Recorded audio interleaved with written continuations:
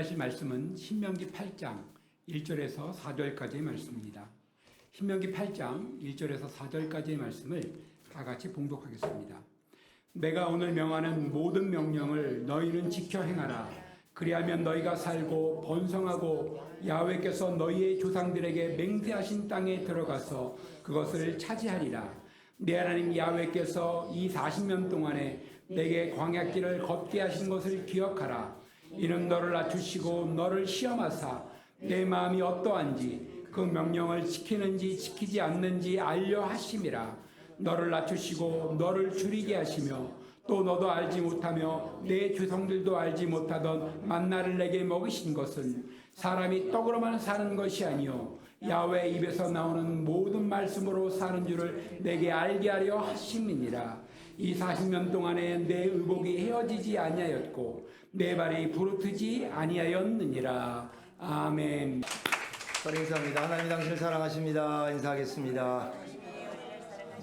영원히 찬양한다. 맞습니다. 여러분, 우리가 주 앞에 드릴 건 찬양밖에 없습니다. 자, 이제 9월이 됐습니다. 9월 첫째 주 첫날인데 짧게는 새 달이 시작하는 날이고 조금 크게 보면은 이제 2024년도의 3분의 2가 지나고 3분의 1이 마지막 3분의 1이 남았습니다. 인생을 사는데 두 가지 종류가 있습니다. 알고 가는 인생이 있어요. 알고 가는 인생. 보며 가며 깨달으며 가는 인생이 있고 알지 못하고 보지 못하고 깨닫지 못하고 그냥 사는 인생이 있어요. 그냥 사는 인생은 안개 속을 헤매는 것과 같아요. 그냥 날은 지내고 해는 지나는데 내가 어디에서 와서 왜 살며 어디로 가는지를 알지 못하고 목표가 없습니다. 오늘 성경 말하면 표대가 없습니다. 배가 항해하는데 목적지가 없어요. 그렇게 인생을 사는 사람이 있습니다. 그러나 분명한 목적이 있고 뜻이 있고 그리고 방향이 있고 그렇고 그 미래를 알고 가는 사람이 있습니다. 여러분, 우리는 알고 가야 될 줄로 믿습니다.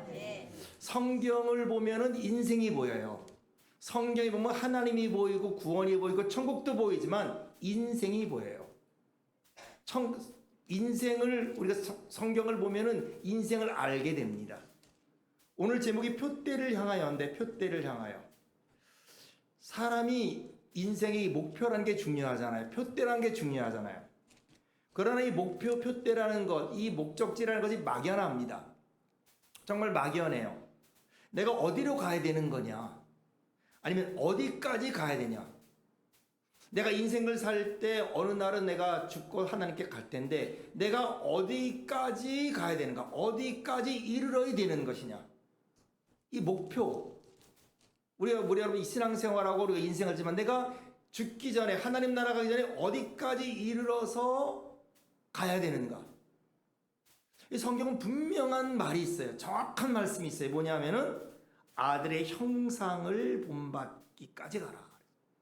에베소 4장 13절에 보니까 우리가 다 하나님의 아들을 믿는 것과 아는 일에 하나가 되어 온전한 사람을 이루어 그리스도의 장성한 분량이 충만한 데까지 이르리니 그랬어요. 그리스도의 장성한 분량이 충만한, 어린아이의 분량이 아니라. 어린아이는 미숙하잖아요. 성인은 미숙하지 않고 이 숙련되고 그리고 성숙한 사람을 성인이라 그러잖아요. 그리스도의 장성한 분량이 충만한 데까지 이르는 것이 성경의 목표예요. 그리고 이어지는 15절에 보면 이를 위하여 이렇게 됐습니다. 오직 사랑 안에서 참된 것을 하여 범사에 그에게까지 자랄지라. 그는 머리니 곧 그리스도라 그랬어요. 하나님이 저와 여러분을 부르셔서 어디까지 도달하기를 원하느냐? 그리스도의 장성한 분량이 충만한 데까지 도달하기를 바라며 그리고 자라기를 바랍니다. 그러니까 인생의 목표는요, 성장과 성숙이에요. 우리는 자라야 되고 그리고 성숙해야 돼요. 성숙해야 돼요. 성숙은 성장을 필요로 하죠. 성장하지 않으면 성숙을 할 수가 없습니다. 우리가 어린아이를 가리켜서 성숙하다 말하지 않습니다. 그러니까 저와 여러분은 매일 성장해야 돼요. 우리가 유년기를 지나고 청년기를 지나고 장년기를 지나는 것처럼 우리 인생에서도 이 성장이 필요합니다. 성숙을 위한 성장, 표대로 가기 위한 성장이 필요해요. 그러니까 저와 여러분은 끊임없이 성장해야 돼요. 이뤘다함도 아니고 얻었다함도 아니고 사도 바울이 나는 표대를 향해 부르심을 향해 달려간다 그랬잖아요. 경주하는 것처럼. 이 믿음의 경주, 인생의 경주라는 것은 끝까지 우리가 마지막 하나님 나라 갈 때까지 믿음의 경주를 해야 되고 이 성장을 해야 되는데 성숙에 이르기까지. 그런데 성장을 위해서는 뭐가 있어야 되느냐? 고통이 필요합니다. 고통 없는 성장은 없어요. 그러니까 성장의 끝을 성경은 성숙이라고 합니다. 성숙. 그런데 그 성장을 위해, 그 성숙을 위한 성장을 위해서는 고통이 필요해요. 변화가 필요합니다. 우리가 변화와 성숙이란 말을 참 좋아하죠. 듣기 좋은 말입니다. 그러나 이것이 이루어지기 위해서는 반드시 과정이 필요한데 고통을 수반하는 과정이 필요해요. 우리는 말합니다. 고통은 좋다 싫다? 싫다. 변화는 좋은데 고통은 싫다. 그러니까 뭐요? 고통 없는 변화를 원하는데 그런 변화는 없습니다. 이 고통 없는, 진통 없는 해산이 없는 것처럼, 해산이 고통 없이 아기를 낳을 수 없는 것처럼, 십자가 없이 부활이 없는 것처럼, 낮은 밤이 와야 되는 거잖아요. 밤이 지나야 낮이 오잖아요. 여러분, 겨울은 저주가 아닙니다. 겨울은 봄이 오기 위한, 성장을 위한 잠재력이에요. 밤이 있어야 낮이 있는 거죠. 마찬가지입니다. 우리가 그리스도인이 되는 것은 저나 여러분이 한순간에 이루어집니다. 내가 예수 그리스도를 영접하면은 바로 그 순간에 한순간에 임신이 되듯 그렇게 내가 새로운 신분이 되고 새로운 존재가 됩니다. 새로운 피조물이 돼요. 내가 예수 믿고 하나님의 사람이 되는 건 오랜 시간이 걸리는 게 아닙니다. 한순간에 새롭게 신분으로 다시 태어납니다. 그러나 성숙에 이르는 것은 평생 걸리는 거예요. 여러분, 결혼은 오늘 내가 할 수 있어요. 둘이 마음 맞고 혼인신고할 수 있습니다. 그러나 결혼을 혼인신고한다고 결혼이 완성되는 게 아닙니다. 결혼의 완성은 죽을 때까지 되는 겁니다. 검은 머리 팥불이 될 때까지 되는 겁니다. 왜냐하면 두 사람이 다르니까. 다른 환경, 다른 문화, 성격이 다르기 때문에 이 두 사람이 하나가 돼서 두 사람이 한 가정을 이루는 것은 서로 깎여야 되는 거예요. 그렇지 않습니까? 두 사람 하나 되는데 얼마나 많은 고통이 있습니까? 결국 하나 되지 못하고 깨어져 버리는 것은 이 깎임의 고통의, 이 깎임의 과정을 견디지 못하는 거죠. 그러니까 결혼은 깎이는 겁니다. 두 개가 서로 깎아져서 하나가 되는 거예요. 그러면 많은 고통의 대가가 있죠. 우리가 다 예수 믿고 구원받은 사람입니다. 그러나 내가 성숙으로 가느냐, 성숙하느냐는 또 다른 문제입니다. 우리는 할 말이 많아요. 왜냐하면 성숙은 오랫동안에 걸쳐서 이루어지는 과정입니다. 나이가 많고 신앙생활을 그냥 한다고 이루어지는 게 아닙니다. 우리는 성숙하다 미성숙할 때 뭐를 봅니까? 아이와 성인을 봅니다. 아이의 특징은 자기밖에 모릅니다. 자기 얘기만 합니다. 부모 생각을 못해요. 내가 아프면 아픈 거예요. 내가 힘들면 힘듭니다. 내가 속상하면 속상한 거예요. 지금 아버지가 실직을 했어요. 아버지가 사업이 어려워요. 고민합니다. 이거 관계없습니다. 등록금이 필요하다 그럽니다. 내가 청바지를 사야겠다는 거예요. 이 아이입니다. 나밖에 모릅니다. 부모 입장을 전혀 고려하지 못한 이것을 미숙하다고 합니다. 그러나 어느 순간부터 다른 사람을 생각합니다. 부모를 생각합니다. 우리가 뭐라고 합니까? 쟤 어른 됐네 그러잖아요. 쟤 성숙했네 그러잖아요. 나밖에 모르면 미성숙합니다. 그러나 다른 사람을 생각하고 하나님 나라를 생각할 때 성숙하다고 합니다. 또 위기를 맞을 때 사람마다 위기가 있습니다. 정도의 차이는 있지만 위기를 맞이할 때 성숙한 사람은 흔들리지 않습니다. 그냥 맞아요. 비바람을 맞습니다.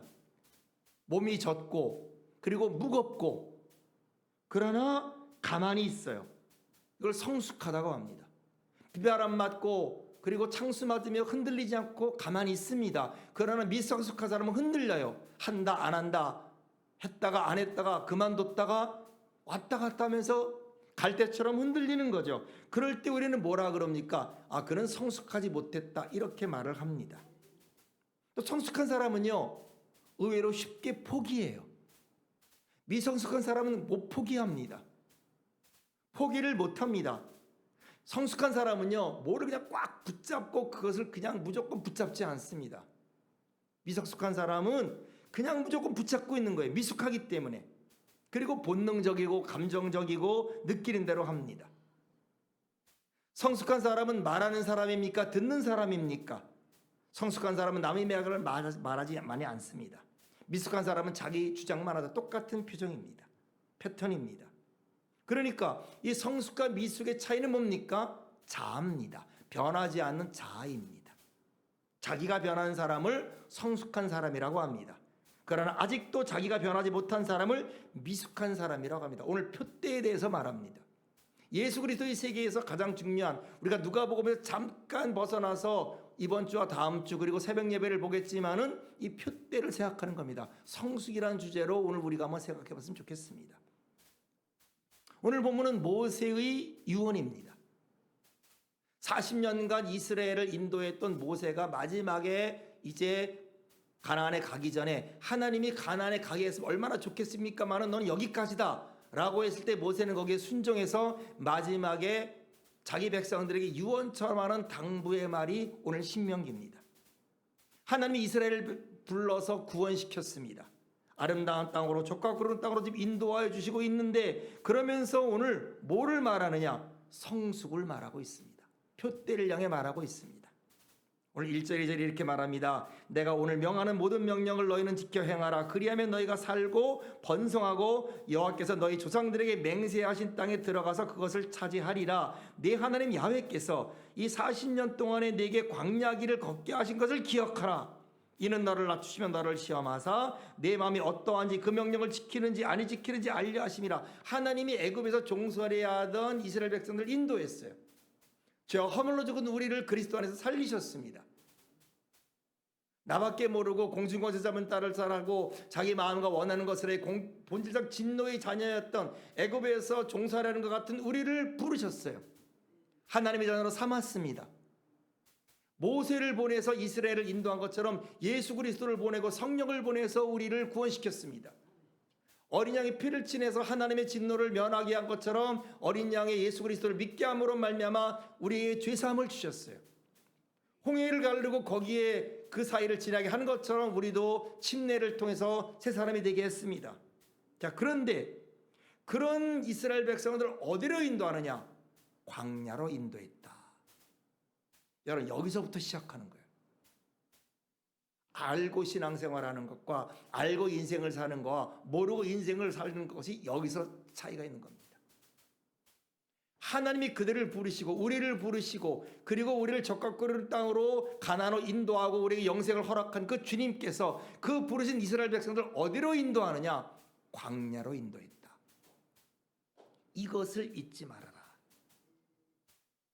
우리가 실수해서 간 게 아니에요. 400년 동안 종살이하던 이스라엘 백성들을 그리로 인도했다. 가나안을 직통으로 가지 않았다. 여러분, 우리가 자녀가 밖에서 많이 놀았어요. 오랫동안 놀았어요. 하루 종일 놀았어요. 집으로 인도하려고 보니까 온몸이 먼지투성이, 온몸이 때가 덕지덕지 묻었어요. 어떤 애들은 하루 이틀 사흘 계속 밖에서 노는 걸 좋아하다 보니까 어느 날 보니까 온몸이 먼지가 있고 때가 덕지덕지 붙었어요. 그 때를 벗길 때 어떤 일이 있어요?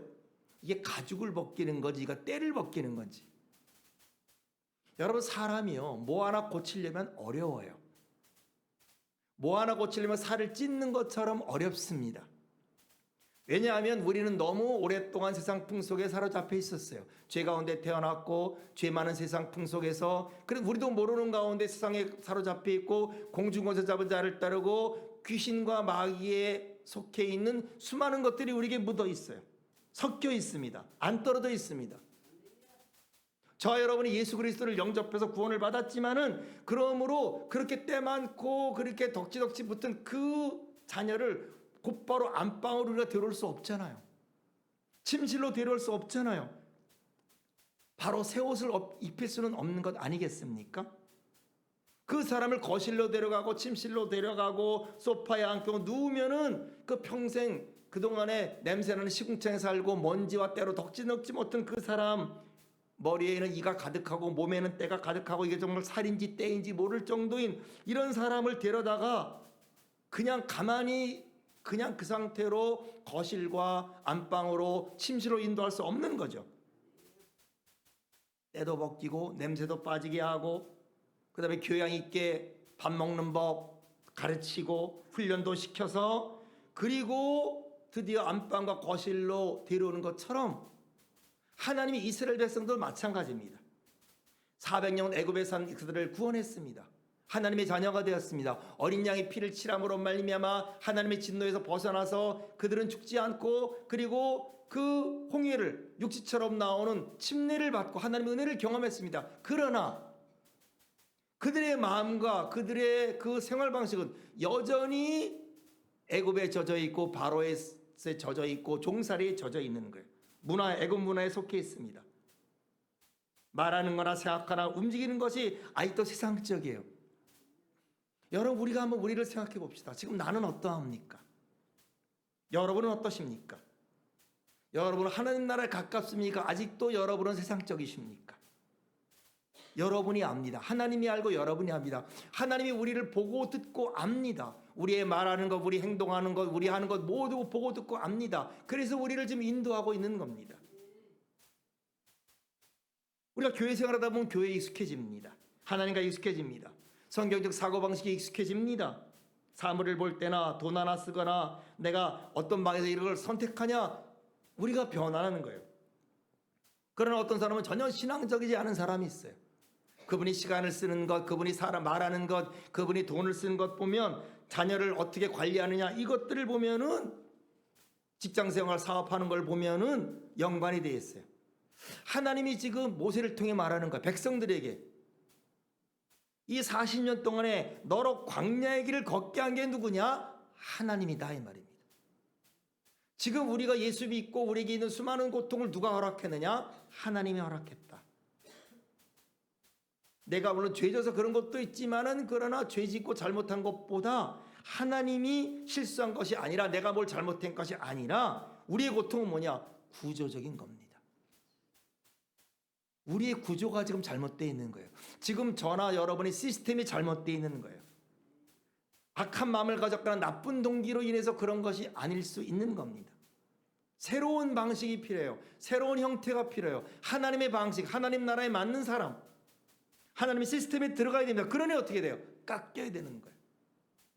깎여야 되고 포기돼야 되고 잘라내야 되고 이것을 하나님의 가지치라고 합니다. 요한복음 15장에 말합니다. 나는 포도나무고 너희는 뭐다? 가지다. 너희가 내 안에 붙어있으면 열매를 많이 맺는데 그러나 내 안에 붙어있지 못하면 열매를 맺지 못한다. 그러므로 열매를 맺지 못한 가지는 어떻게 한다? 잘라버린다. 잘라버린다. 과수원 농사를 짓는 사람이 그렇잖아요. 이 나무의 좋은 과실을 얻기 위해서 어떻게 돼요? 가지치기를 해야 되죠. 그래서 하나님이 우리를 어떤 때는 아주 냉정하게 다루실 때가 있어요. 무섭게 다루실 때가 있어요. 불필요한 것을 과감하게 잘라버리세요. 예를 들어서 돈이 그 사람을 망친다. 그 사람에게 돈이 암덩이와 같다. 그럼 하나님 어떻게 해요? 돈을 제거하세요. 돈을 잘라버려요. 그럼 하나님 왜 그러십니까? 어찌된 일입니까? 왜 내게 돈을 가져가십니까? 왜 내게 이런 일을 행하십니까? 왜 이상하게 이리 뜯기고 저리 뜯깁니까? 이게 무엇이냐? 하나님의 가지치기입니다. 어떤 사람은 자녀입니다. 자녀밖에 몰라요. 그러면 뭐예요? 자녀가 어떤 때는 귀중하지만 암덩어리가 되는 거예요. 그럼 어떤 일이 벌어지느냐? 자녀가 속을 썩입니다. 자녀의 일로 우리가 애쓰고 힘쓰는 거예요. 하나님이 그를 잘라버리시고 그를 가지치게 하는 거예요. 하나님은 정확하게 여러분 우리를 관찰하십니다. 정확하게 우리를 보고 계세요. 여지없이 하나님이 그것을 잘라버립니다. 그럴 때 우리는 겁납니다. 내 목까지 잘라버릴 것 같아요. 그러나 하나님 그렇지 않습니다. 칼이 목까지 올 것 같은데 그 목 앞에서 멈춥니다. 아브라함이 칼을 들고 이삭을 치려고 했습니다. 이삭은 바로 앞에 자기 경동목에 칼이 왔지만은 그러나 하나님이 뭐라 그럽니까? 아브라함아, 아브라함아. 내 자녀에게 손을 대지 말라. 그런 것처럼 하나님의 그런 잘라버림은 우리 목까지 올 것 같지만 그렇지 않습니다. 그 앞에서 멈추세요. 그리고 우리 수준을 넘게 하지 않습니다. 그러니까 여러분 가운데 고통이 많은 사람은 어떻게 생각해야 되느냐? 이 정도는 하나님 내가 참을 수 있으니까 허락하시는구나, 이렇게 내 수준을 넘게 하지 않습니다. 또 한꺼번에 안 하세요. 했다가 거두었다가 파도처럼 확 밀려왔다가 조금 있다가 또 밀려오는 것처럼 놔뒀다가 또 살려면 또 쳤다가. 그런데 이게 언제까지 되느냐? 오늘 성경에 뭐라 그래요? 40년 됐다 이 말이에요. 40년. 40년을 광야에서 있었다. 이거를 잊지 말아라. 알고 신앙생활 알고 인생을 사는 것과 모르고 인생을 사는 게 다릅니다. 여러분 3분의 1 남은 우리 2024년에 알고 신앙생활 하기를 축원합니다. 20년 우리가 성인이 되고 이제 20년 되면 성인이 시작되는데 거기서 40년이다. 그럼 뭐예요? 거의 인생 끝까지 이게 간다 그런 말입니다. 우리가 마지막까지 이런 변화를 위한 성숙을 위한 과정을 저나 여러분은 겪어야 되는 거예요. 우리가 지금 여러분 기도 제목이 있습니다. 저에게도 있고 여러분도 있습니다. 우리에게 문제가 다 있습니다. 그러나 여러분 이 문제 해결되면 끝일까요? 이 기도 제목 해결되면 모든 게 끝날까요? 그렇지 않습니다. 저는 9세대라 옛날을 생각합니다. 우리 어른들 벌써 가을쯤 되면 뭐냐 김장 걱정했어요. 저는 그런 기억이 있어요. 우리 어머님 벌써 가을쯤 되면은 저희가 이렇게 잘 살지 않았기 때문에 연탄 걱정했어요. 연탄 걱정하고 김장 걱정했어요. 그래서 11월에 김장 다 끝나면 그 다음에 괜찮아요? 아닙니다. 자녀들 등록금 걱정했어요. 왜? 1월, 2월 되면 자녀들 등록금 내야 되거든요. 3월에 계약해야 되는데 등록금 내야 되니까 저희가 5형제, 5남매한테 다 대학을 보냈거든요. 아버님이 공무원인데 교육 공무원인데 그때 월급이 많지 않았어요. 그래서 그때 기억합니다. 김장 끝나면 그 다음부터 어떻게 하느냐? 돈 마련하느라 바쁘셨어요. 이 사람한테 빌리기도 하고 저 사람한테 빌리기도 하고 돈 마련하고 그래가지고 자녀들 보내고 또 등록금 주셨어요. 대학을 보냈습니다. 대학을 보내면 다냐? 아니지 않습니까? 여러분 그렇잖아요. 뭐 해야 돼요? 결혼해야 되잖아요. 취직해야 되잖아요. 기껏 대학 다 나왔는데 결혼하지 않고 있으면 아들, 딸이 있으면 얼마나 엄마 아빠 마음이 그렇습니까? 대학 보낸다고 다가 아니잖아요. 결혼시켜야 되죠. 또 그리고 시집장가 보내야죠. 시집장가 보낸다고 다 됩니까? 아니잖아요. 또 애 낳게 되면 또 애 보게 되고 그러면은 또 새로운 시작이 되는 거예요. 이게 40년이다 이 말이에요. 그러니까 우리가 저나 여러분이나 우리가 지금 인생을 살면서 저나 여러분 인생을 살면서 우리가 발견해야 될 게 뭐냐? 고난이 끝나기를 바라는 것이 아니라 성숙해지기를 바라는 거예요. 성숙을 해 나가시기를 축원합니다. 목표를 잘 잡아야 된다 그런 말이에요. 표대를 잘 잡아야 우리 인생이 행복합니다, 여러분. 하나님이 고난 언제 끝납니까? 이 원수 언제 나갑니까? 헛겁니다, 여러분. 그래봐야 헛거예요. 그런 기도는 끝이 안 납니다. 언제 끝납니까? 죽을 때 끝나요. 모세가 지금 죽기 일보 직전 아닙니까? 의미를 잘 알아야 돼요. 그러니까 이 모든 건 뭡니까? 하나님 나라를 변화시키는구나. 하나님 나라를 성숙시키는구나. 하나님 나라를 성화시키는구나. 하나님 나라를 거룩하게 하는구나. 하나님이 나를 아들의 영상을 본받도록 우리를 그 길로 인도하는구나. 알고 신앙생활하는 거, 모르고 신앙생활하는 것이 천양지차인 거예요. 기준을 바꾸는 거예요. 하나님의 기준, 우리의 폼이 아닙니다. 우리의 시스템이 아닙니다. 하나님의 기준, 그리스도의 기준, 그리스도의 장성한 분량이 충만한 데까지 이르기 위한 하나님의 폼으로 우리를 인도하기 위한 과정이다 이 말이에요. 그래서 생각을 바꾸면 마음이 편합니다. 남자들 가장 많이 얘기하는 게 군대 얘기입니다. 저도 지금까지 군대 얘기합니다. 81년에 군대 갔습니다. 엄청 많이 맞았어요. 정말 저희 때는 엄청 맞았어요.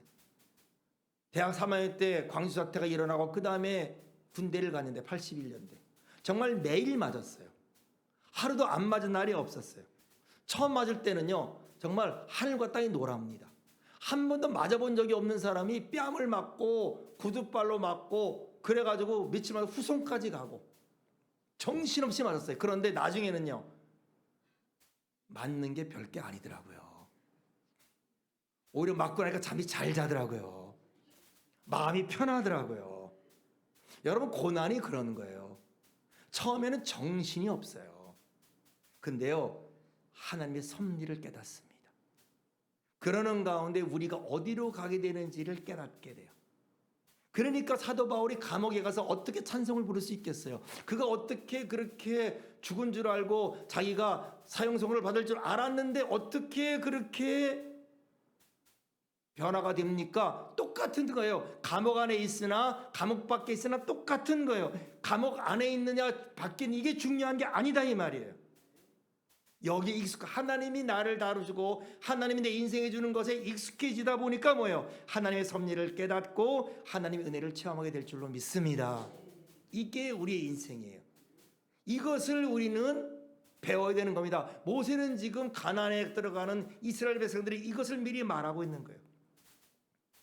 여러분, 우리가 세워놓는 모든 축복의 기준의 99%는 세상적입니다. 건강하자, 집에 문제가 없고 자녀가 잘 되고 성공하고 돈 많이 벌고, 여러분 우리가 바라는 기도 제목에 영적인 게 별로 없어요. 사실은 주로 세상적인 기준에 입각해서 그게 되면은 행복이고 그게 안 되면은 불행인 것 같습니다. 그러나 여러분 그렇지 않잖아요. 목표를 바꾸면은 행복해지는 거예요. 마음이 가난한 자는 복이 있나니 그랬어요. 여호와를 즐거워하고 경외하는 자는 복이 있나니 그랬어요. 내가 돈이 없어도 버스를 타는 입장이랄지라도 교회에 나오는 것이 얼마나 복이냐, 예배 드리는 것이 얼마나 복이냐. 내가 신세가 안 좋은 게 아니라 지금 내가 자가용이 없어도 교회 오는 게 얼마나 축복이냐. 차가 없어도 문제가 안 됩니다. 집 없는 게 고통이 아닌 거예요. 왜? 목표가 달라지는 거예요. 인생의 관점이 달라지는 거예요. 그러니까 집이나 자동차나 돈이나 이것이 그 사람을 행복하게 만들거나 불행하게 만드는 요소가 더 이상 안 되는 겁니다. 그러므로 여러분, 인생의 표대가 성숙인 줄로 믿습니다. 성숙이 뭐냐? 기준을 바꾸는 거예요. 저나 여러분의 기준을 바꾸는 거예요. 그러면 오늘 성경이 뭐라 그럽니까? 우리로 하여금 광야의 길을 걷게 한 분이 누구다? 하나님이시다. 거기는 뭐가 있다? 뜻이 있다. 그러므로 뭐예요? 우리는 광야의 길을 거부하지 않고 고통을 거부하지 않고 두려워하지 않는다. 왜? 이것은 우리에게 축복의 그릇이 된다. 근데 2절에 뭐라 그러냐면 이렇게 말씀하시면 2절에 이렇게 말해요. 그렇게 이는 너를 낮추시며 너를 시험하사 내 마음이 어떠한지 그 명령을 지키는지 아끼는지 알려 하심이라. 왜 하나님이 그런 고통을 주고 그런 광야의 길을 주시느냐? 목적은 두 가지입니다. 첫째는 우리를 뭐하며? 낮추시며. 이걸 겸손이라 그래요. 두 번째는 시험하사 내 말을 듣는지 아니든지 알려 하심이라. 듣는지 아니든지 뭐예요? 이걸 순종이라 그럽니다.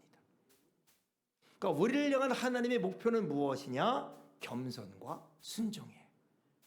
그러면 이걸 뒤집어 보면요, 내가 겸손하고 순종해지면 어떤 일이 벌어집니까? 고난이 사라져요. 광야가 끝난다. 그러면 간단합니다. 왜? 하나님의 목표는 우리를 겸손하게 하고 우리를 순종하게 하는 거예요. 사람이 떡으로만 사는 게 아니라 하나님 말씀으로 사는 줄 알게 하려고 하는 것이기 때문에 우리가 겸손하고 낮아지고 우리가 순종하게 되면 어떤 일이 벌어진다? 더 이상 광야는 사라진다. 고난이 사라진다 말이에요. 그러니까 내가 얼마나 겸손하냐, 어디까지 겸손할 거냐, 내가 얼마나 순종할 거냐, 어디까지 순종할 거냐, 여기에 목적이 있습니다. 빨리 겸손하면, 빨리 순종하면 불필요한 고난은 없습니다. 광야학교는 졸업할 줄로 믿습니다. 왜? 하나님 목표는 뭐예요? 나를 고생시키는 게 아닙니다. 나를 고난하게 하는 게 아니라 나를 힘들게 하는 게 아닙니다. 하나님의 목표는 나를 낮추시는 데 있어요. 겸손하는 데 있어요. 그래서 뭐예요? 하나님을 경외하게 합니다. 모든 것이 하나님으로부터 비롯됐다는 것을 믿게 하고 내가 한 것이 아무것도 없고 하나님이 하셨습니다. 나를 자랑하지 않고 나의 의를 나타나지 않게 하는 게 목적입니다. 그래서 여러분 성경 보세요. 모세를 그렇게 잘 봐주다가 또 이스라엘 백성들이 원망하고 불평하니까 모세가 잘 나가다가 물을 갈라가니까 뭐라 그래요? 내가 너희를 위해서 누가 물을 낸다? 내가 물을 낸다 이러잖아요. 그렇게 반석을 쳤다 혼나잖아요. 하나님께 반석을 쳤는데 물을 누가 주는 거예요? 하나님이 주는 건데 모세가 순간 착각을 합니다. 내가 너에게 물을 준다. 가끔 그래요. 참 아들이 이쁘네요. 우리 엄마 아빠 닮아서요. 여러분 조심하기를 축원합니다. 아들이 잘났네 뭐라요? 하나님의 은혜입니다. 참 음식을 잘하시네요. 우리 엄마 아빠가 솜씨가 좋아서 내가 손만 쓰였어요. 여러분 회개하시길 축원합니다. 음식을 참 잘하시네요. 하나님의 은혜입니다. 이게 우리를 낮추게 하는 비결이에요. 여러분 집에 불이 안 나면요 우리가 가져올 게 많아요 집에서. 그런데 불이 나보세요. 한 가지만 건져도 감사하죠. 이게 고통인 거예요. 우리를 낮추시는 방법은 고통인 거예요. 광야인 거예요. 그럼 어떻게 해야 되는가? 군대 간 얘기 또 하나 하겠습니다. 여러분 군대 낮은 포복이라는 게 있어요. 총을 하나 주고 낮게 포복하게 합니다. 그런 훈련이 있어요. 철조망 밑으로 기게 합니다. 위에다가는요 총을 쏴요. 물론 공포탄 실탄은 아니지만 총을 막 쏘고 그 밑에 쫙 낮게 갑니다. 총을 안 맞는 방법은요 고개를 안 들면 돼요. 낮게 가면 돼요. 낮은 자세를 계속 포복하고 몸 낮추고 가면은 거기까지 딱 하면 그 다음에 그 코스가 끝납니다. 그 코스가 끝나면 더 이상 그 몸 낮추고 가는 과정을 가실 필요가 없는 거예요. 그러니까 진짜 우리의 문제는 무엇이냐? 교만의 문제예요? 오만의 문제예요? 편견의 문제입니다. 겸손하다가도 어떤 일에 고개를 불쑥 들고 내가 했다고 말합니다. 내 개성을 말하고 내 주장을 말하고 내 자존심을 세웁니다. 그러니까 우리가 고통받는 것은 다른 이유가 없는 거예요. 내 교만, 내 자존심, 내 자아의 문제, 변하지 않는 우리의 자아의 문제입니다. 저도 그렇고 여러분도 그런 겁니다. 그래서 여러분 이 전통적인 교단을 보면 우리 순복음 이렇게 안 하지만은 성공회나 로마 캐톨릭 보면은 신부나 목사님들이 서품할 때 저는 그게 제일 부러워요. 쫙 엎드립니다. 우리는 안수를 받지만 하얀 옷을 입고 완전히 엎드려요. 이 머리가 다 땅에 코까지 딱 쫙 엎드립니다. 엎드리고 물론 나중에 일어나지만 이 엎드리는 건 무슨 말이에요? 나는 죽었다. 나는 낮아졌다. 이런 말이에요. 예배라는 게 엎드린다는 말이에요. 예배라는 게 나를 숙인다는 말이에요. 그래서 나를 따라하려거든 자기를 부인하고 자기 십자가를 지고 나를 쫓을 거라는 게 그 말입니다. 그런데 또 하나 우리가 볼 때 이 4절인데 4절이 이렇게 말해요. 이 40년 동안에 내 의복이 헤어지지 아니하였고 내 발이 부르지 않았다. 너무 중요한 말이에요. 그렇게 40년을 지냈는데 그렇게 고통 같은 그런 시절을 지났는데 우리가 예수 믿고 계속해서 그런 길을 범했는데 어떤 일이 벌어지느냐? 그렇게 이스라엘 백성들이 40년 고생을 했지만은 한 명도 발이 부르트지 않았다. 의복해야지 않았다. 이게 무슨 말입니까, 여러분? 40년에 몸이 자라잖아요. 몸이 자랍니다. 발이 부르트지 않았다는 건 뭐예요? 신발이 자랐다는 거예요. 신발을 40년간 갈아 신게 준비하지 않았잖아요. 발이 커졌는데 신발도 커졌다는 거예요. 여러분 기적입니다. 내가 40년간 몸이 자랐는데 40년 전과 지금이 다르잖아요. 그래 의복 헤어지지 않았다. 하나님이 보호했다는 거예요. 하나님이 함께했다는 거예요. 중요한 말이에요. 다시 말하면 우리는 하나님이 보호합니다. 우리는 하나님이 적그리스도 땅으로 인도할 줄로 믿습니다. 그러므로 광야는 내 IQ로 사는 게 아니에요. 신앙은 내 IQ로 하는 게 아니라 내 의지와 내 노력으로 하는 게 아닙니다. 광야는 그것이 통하지 않습니다. 세상은 통하죠. 세상은 내 IQ가 통합니다. 내 지식이 통합니다. 내 의지가 통합니다. 그러나 광야는 내 의지가 통하지 않고 내 IQ가 통하지 않고 내 말이 통하지 않습니다. 누구만 봐야 돼요? 하나님만 봐야 되는 거예요. 말씀만 봐야 되는 거예요. 자기를 보나 환경을 보면 죽게 되어 있습니다. 이것이 여러분 저나 여러분이 앞으로 살아야 될 원칙인 줄로 믿습니다. 2024년도 3분의 1을 살았습니다. 이제 3분의 1 남았어요. 영원히 우리가 천국에 살겠지만 이 땅에 살면 유한합니다. 우리는 시간의 제약이고 공간의 제약이 있습니다. 벌써 올 한 해 어떻게 살았는지 모르는데 이제 더위도 지나가고 이제 3분의 1 남은 이 2024년 남은 인생 어떻게 살아야겠습니까? 예수만 바라봐야 될 줄로 믿습니다. 그러면 사는 거예요. 그러면 여러분 내 의복이 헤어지지 않습니다. 내 발이 부르뜨지 않습니다. 이런 것 같지만 뭐가 발견됩니까? 그리스도가 발견돼요. 하나님 나라가 발견됩니다. 천국이 발견됩니다. 여러분, 우리가 예수를 얻을 수 있다면, 우리가 천국을 얻을 수 있다면, 하나님을 얻을 수 있다면 모든 것을 잃어버려 할지라도 가장 큰 것을 얻은 자요 천국을 소유한 자인 줄로 믿습니다. 그런 우리 모두 되시길 주의 이름으로 축원합니다.